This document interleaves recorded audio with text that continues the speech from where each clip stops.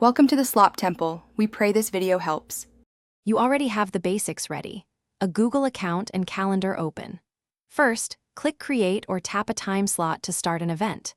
Enter a descriptive title and set the date plus start and end times so recipients know exactly when to join.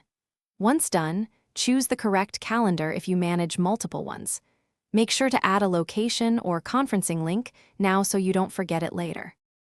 Next, add guests by typing their email addresses. You can paste a group or mailing list for many attendees. Include a conferencing link by clicking Add Google Meet or paste an external link, and write a short agenda to set expectations. Adjust visibility and notification reminders to control who sees details and when they are reminded. Once everything looks right, review guest permissions. Decide if they can modify the event or invite others. Then proceed to the invite confirmation step. To finish, click Save and choose Send to email the invite to all guests. This triggers calendar invites and RSVP options. You'll see responses update in the guest list, so monitor acceptances and declines to plan.